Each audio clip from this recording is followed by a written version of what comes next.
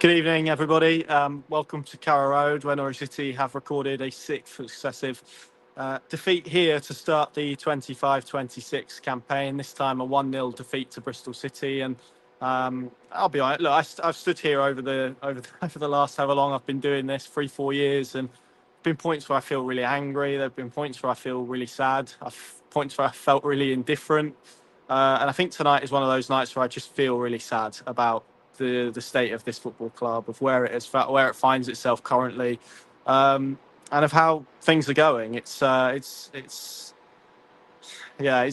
to sum up into words. No doubt I will manage to find some over the next 10 minutes or so. But yeah, defeat here, another sorry episode in another sorry chapter of another sorry story for Norwich City, to be completely frank. An afternoon where, again, it was billed to be huge, not my words. You know, you take the words of club legend Darren Huckabee, who put on social media this morning about how big a game it was. I ran into another legend of the football club, Jeremy Goss, before the game, and he spoke about the magnitude of this game today. It was felt by everybody inside this stadium. It was spoken about for 2 weeks pretty liberally. There was no naivety or no understanding that for everybody what a big afternoon this was in terms of the mood of the place, in terms of trying to turn this season around. And yet they've ended it flat on their face. You know, their trousers around their ankles, about as embarrassed as you could be, really, because the only people who seemingly didn't get that message were in yellow and green on the pitch. Because you look at the stats again, Norwich have conceded 20 shots here to Bristol City, an XG of nearly 3. They've been deservedly beaten by a team that effectively has one central midfielder in Adam Randell. They had a centre-back playing in midfield in Zach Viner. And Vladan Kovacevic at the end of the game is being presented with the man of the match champagne. Just not good enough, is it, on every level, and nowhere near the type of performance that we would expect or associate with a Norwich City team. One who was being mentioned in terms of the top six. So at the moment, they're going to have a hell of a fight on their hands to claw themselves out of the bottom six. They're 1 point off the relegation zone. They're 20th in the table. Their points per game numbers at the moment are treading under those required to stay in the Championship on average since its history. Every single metric in every single direction is causing huge causes for concern. The performances as well, they can't produce a performance. You've got a situation where, you know, with time ebbing away from the game, you've got a Norwich City player helping another Norwich City player with cramp whilst the game is ongoing, whilst you're chasing a victory. Yeah, it's poor. It's really poor. And the thing is, I think you can fool yourself a little bit watching Norwich. And I kind of did that today. You watch it for half an hour, you think, yeah, this is okay. They're in a game. It was drossed, by the way, as a game of football first half. Very little quality from either side. As we said, Bristol City hadn't won in 4 coming here. They've got Jason Knight, Max Burr, Joe Williams, all out injured. A lot of their frontline players out. And yet the ease at which, even in the first half, the opportunities they created, Borges hit the post. About him, by the way, to come later on, courtesy of Chris Gorham. Scott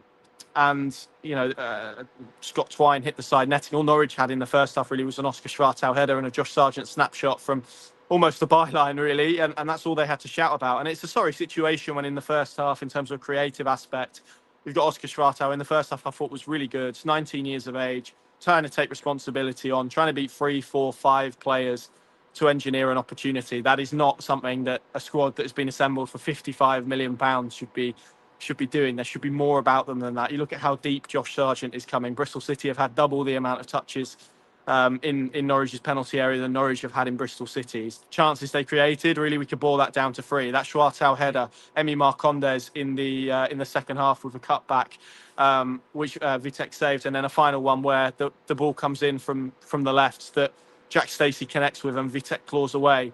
That's all Norwich created. Compare that to Bristol City, who had the goal. Mehmeti had a shot just before, actually, that Harry Darling produced an excellent block with. They've hit the post. Vladan Kovacevic has made a save from Emil Rees in the first half. Opportunity after opportunity, 20 shots, an XG of 3. Just not good enough, just not sustainable, just regressing. And ultimately, that leaves you in one place, and that is where Norwich City find themselves tonight, bang in trouble. Liam Manning has spoken about responsibility on the pitch. I think that needs to stretch in every corner of this football club at the moment.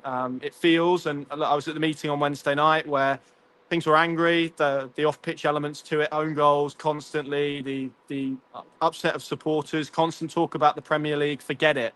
there needs to be a real awakening of what Norwich City are in at this moment in time, and that is a hell of a muddle. There's a lack of leadership on the pitch. It feels like there's a lack of leadership off it, and it feels like a club that's not drifting, that's not swirling around the plug hole. It feels like a club that is getting dangerously close to the edge here. You've got a chance today from not far from where I'm stood in the Snake Pit, the Barclay as well, directed at Ben Napper, directed at Zoe Webber. There were chances sacked in the morning at Liam Manning. It's incredibly sad when you think about what this football club should be and is. Norwich City should not be 20th in the Championship after spending £55 million. Of course, we can talk about net. They're 19 in the red, fine. But they've still gone out and bought £55 million of talent. 5.8 on Mate Jurasek, who I thought was poor again today and doesn't really look fit. Antti Sienat's 8.5 million. Mirko Topic, who didn't even get onto the pitch today, was free. Maatsen, to be fair, looks half decent. There's just everywhere you see it at the moment, it looks fractured, disjointed, not like it's functioning. And it felt to me today like particularly first half, a bang average game of bang average Championship football. And yeah, Norwich have come away on the wrong side of that again, and deservedly so. And it's everything. It's everyone. It should be everything and everyone that is for scrutiny. It is the players, absolutely. They need to take responsibility. It's Liam Manning. It's the coaching team. They need to take responsibility. It's Ben Napper. He needs to take responsibility. The recruitment department, the performance department. For 3 or 4 years, every single department of this football club has not performed. It's under par. It's under delivering. And it needs some serious improvement. And forget who to blame. It's kind of where do you start at this moment in time is where it feels like for Norwich City. And it's a club that's not sleepwalking. It is walking pretty consciously, pretty effortlessly, seamlessly towards that relegation zone. We're 10 games into the season now. Norwich have won 2 games in the Championship all season, away at Portsmouth and away at Blackburn. Both of those games, was it not for the bar? Was it not for a penalty save at Portsmouth? If it wasn't for a double save from Vladan Kovacevic in the second half prior to a Josh Sargent wonder goal and a penalty, they wouldn't win those games. I recognise there's a lot of what ifs there, but Norwich have got 8 points. That feels generous for the performances that we've seen, for the effort that we've seen, and you see it constantly when your football is being almost olayed by the away fans because it's centre back to keeper to centre back to keeper to centre back to long aimless ball forward,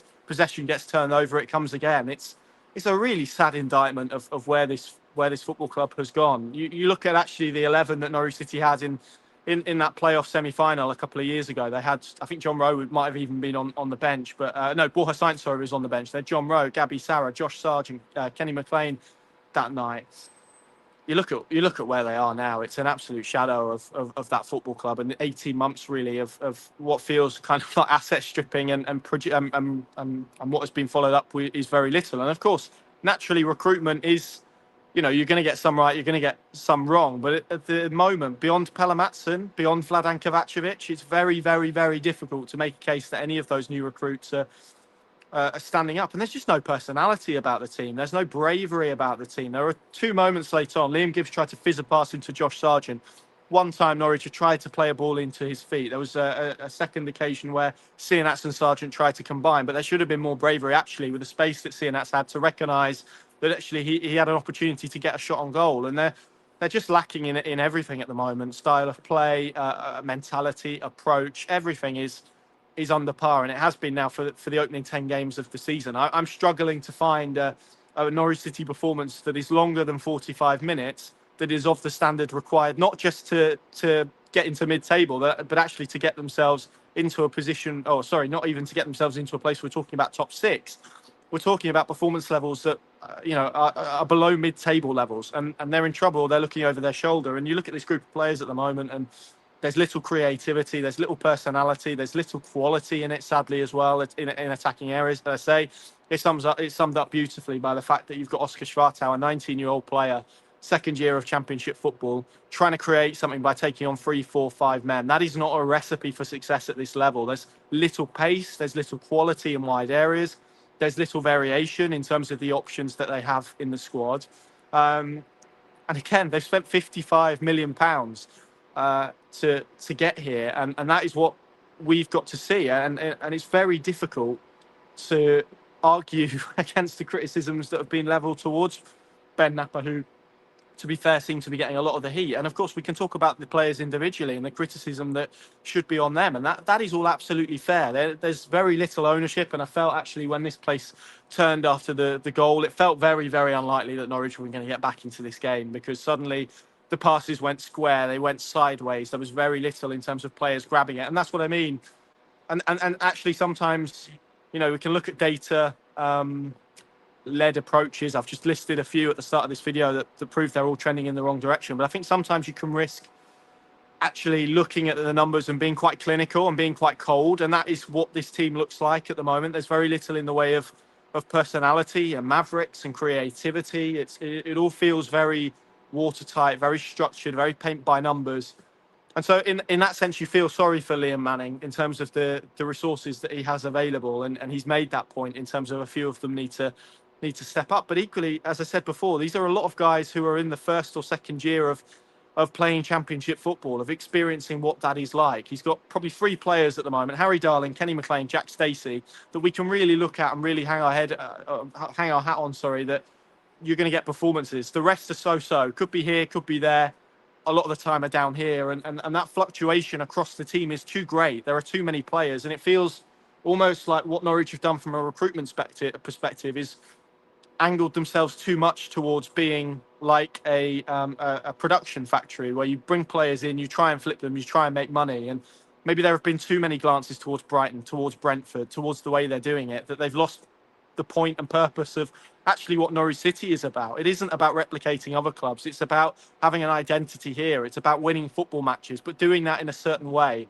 And that ultimately is where Liam Manning comes into this, because you look at that style of play, we do see the kind of U-shaped stuff in possession. We do see very little in the way of structure. And I do think there's application from these Norwich players. I'm not stood here saying I don't think they're trying. I don't think it's a work ethic thing. I just don't think they have quality, or the quality required in the crucial moments of championship games to produce the moments that matter. I said ultimately today at home in 90 minutes, we're talking about 3 chances, and one of those was a very low chance header from Oscar Schwartau at the back post from a cross. That is simply not good enough. Compare that to what Bristol City have created here today. 21 chances. That fundamentally is a coaching issue. That is a structural issue. When consistently we are seeing teams, not just here, to be fair, away from home, rack up high volumes of shots, high numbers of XG. Norwich haven't restricted the team to under 1 XG this season. 1.5 for context is pretty bad, and Bristol City have got nearly 3 today. So that is a damning indictment of where they stand. And it's just miserable, isn't it? I think you can sense it in this place. You can sense it when you were here today. There's very little enjoyment coming here and watching this football team play. And then you compound, obviously, the stuff that we've seen in the week about the River End and doing stuff that is unpopular. All of this just does little to help. And that is why I think when the goal went in, when those chances came, they were kind of all over the place. Ben Napper, as I said, Liam Manning, Zoe Webber sacked the board at one stage. It was pretty toxic, and I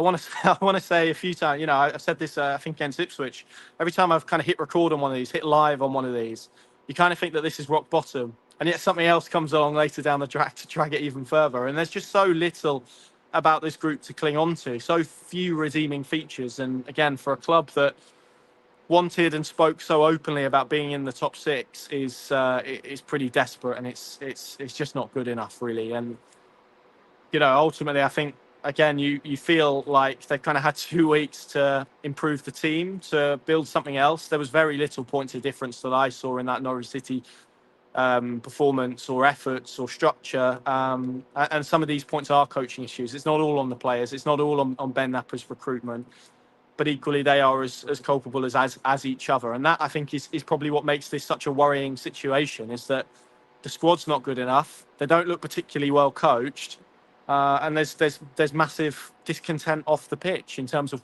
the elements that they are trying to get right. So how does it change?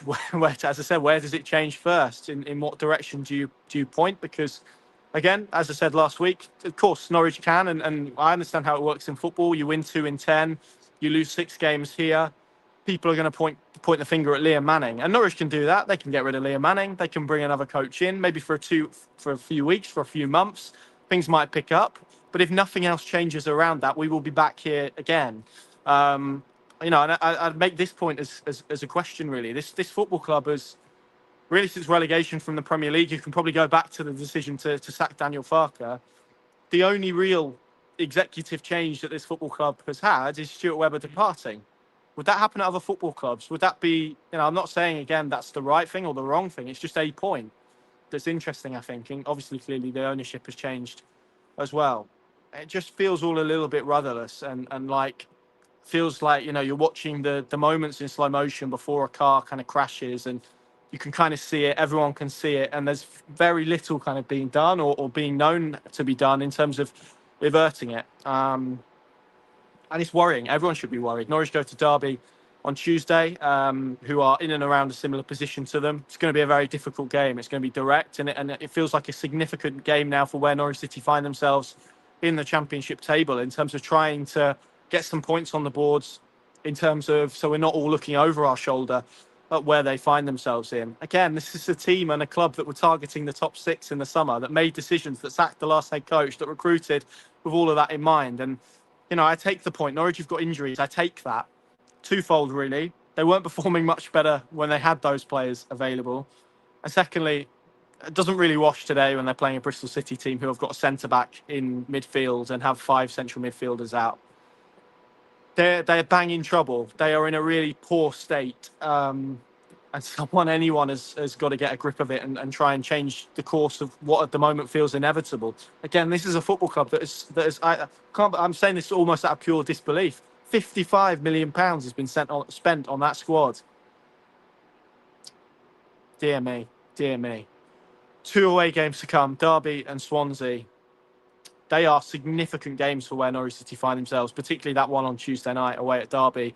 And it feels like, and at the moment, 10 games in, it's early maybe to be making this point, but it's a really significant game for the portion of the table that Norwich City find themselves in, right? I don't think we should beat away from that. And there's very little on the evidence of the opening 10 games in terms of the regressive performances, the regressive results, to offer any comeback or counter argument as to why at this moment in time, this snapshot in time, not 3 months' time, not 6 months' time, where things could look very different, right here and now, Norwich City find themselves scrapping at the bottom of the Championship table. That, for this football club, those fans should be angry. They should be frustrated. They should be asking questions. It's just not good enough. Pinkin.com, the place to go. You can watch Liam Manning's thoughts on it. We'll have Harry Darling's thoughts up as well. But yeah, everyone tonight associated, involved with this football club, needs to look themselves in the mirror and seriously ask questions about what is going on out there and off the pitch as well, because you've got unhappy fans and they've got every right to be, and you've got a team that by every metric, every performance level, every result is clinically underperforming. Thank you very much for watching. See you soon.